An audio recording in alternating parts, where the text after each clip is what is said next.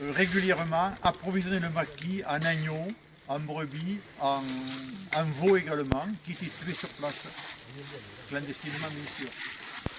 C'était d'autant plus dangereux pour ces paysans qu'il y avait à côté, à Mirepoix, un gros noyau de miliciens.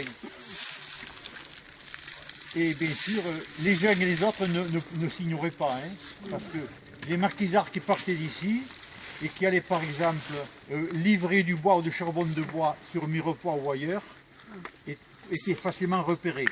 Et inversement, bien sûr, les marquisards connaissaient le nom des miliciens de Mirepoix. Et donc une espèce comment dire, le chat et la souris, là, si vous voulez. Hein. Deuxième point important, le ravitaillement d'eau de ces maquisards. Bon, je l'ai déjà dit, les paysans du coin fournissaient fruits et légumes, patates surtout, topinambours et de la viande. Mais pour le pain, il y avait des boulangers complices à Mirepoix, la boulangerie Manac, si je me souviens bien. Elle existe encore? Non, voilà. Alors c'était simple, le boulanger faisait cuire le pain pendant la nuit, et puis au petit bain, la nuit, il mettait le pain dans un certain endroit, et les marquisards venaient en camion le récupérer. Comme ça, il n'y avait pas de contact, on diminuait le risque de délation. Et bien sûr, ces boulangers n'avaient pas le droit ils étaient contrôlés aussi, les boulangers.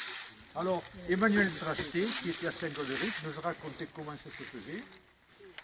Les paysans du coin, pas que ceux-ci, dissimulaient du blé au moment de la récolte, ils cachaient le blé. Ils le transformaient en farine à l'aide des moulins qui étaient dans le secteur, des moulins à vent, et ils transportaient le blé ou la farine aux boulangers qui clandestinement acceptaient de faire cuire et leur fournir du pain. Autre chose intéressante aussi, il y a eu là l'exécution de 2 miliciens. C'était au mois de début juillet 1944. L'un de ces miliciens, tout le monde dit son nom, mais on peut le dire, il s'appelait Barnola. Peut-être que vous avez entendu parler, certains, hein, Barnola, qui lui avait été l'indicateur des Allemands pour avant la bataille de Vira du 9 juin 1944. Barnola avait été capturé par la milice, il avait pu s'échapper, et il avait de ce fait indiqué aux Allemands le lieu de par le maquis.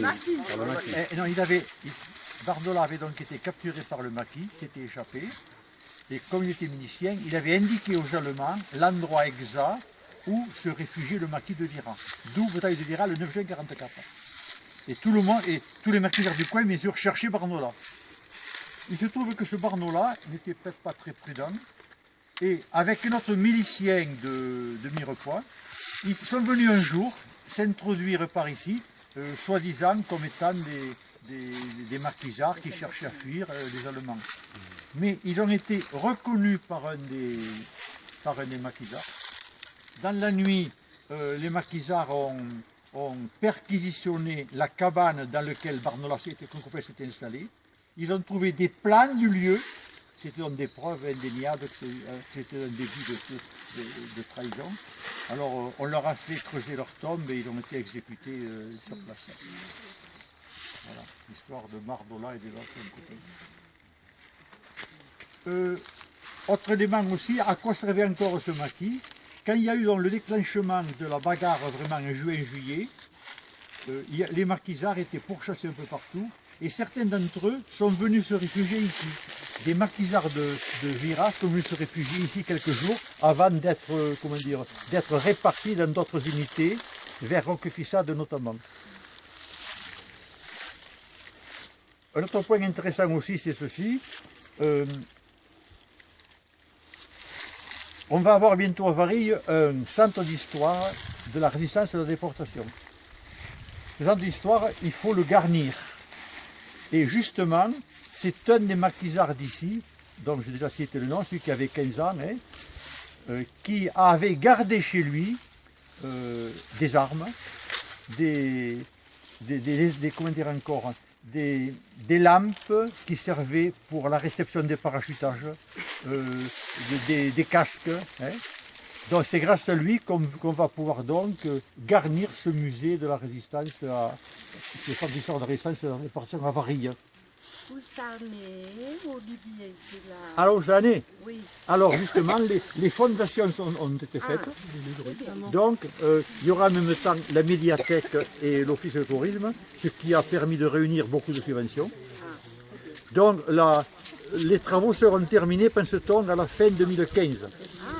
Et puis, il nous faudra plusieurs mois, Hugues, pour garnir ces étagères et ces lieux d'histoire. Il y aura J'ai vu ça va être un véritable pôle culturel. Hein.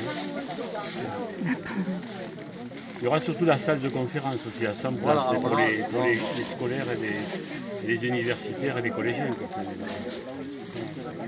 Donc, il y aura un prolongement, ça qui est intéressant je crois. Tout ce qu'on a rassemblé, ça va être présenté au public, hein, scolaire, enfin, peu importe ce qu'ils ont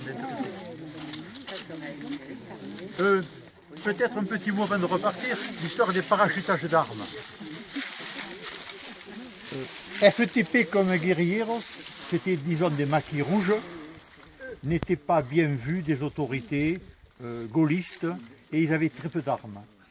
Il y avait bien un terrain de parachutage à Rieucros, mais les armes parachutées à Rieucros, pour l'essentiel, dès avril 1943, pour l'essentiel, partaient dans la montagne noire pour alimenter les maquis de l'armée secrète. Mais il y a eu quand même, vers la fin juin, après le débarquement, il y a eu des parachutages assez conséquents pour les maquisards locaux, car consigne leur avait été donnée de bloquer le maximum d'Allemands sur place pour éviter que ces Allemands affluent sur les côtes normandes et perturbent le débarquement du 6 juin 1944. Alors à ce sujet, il y a eu ici, dans 2 fermes qui sont situées dans cette direction à quelques kilomètres, un parachutage au mois d'août, 2 ou 3 parachutages au mois d'août.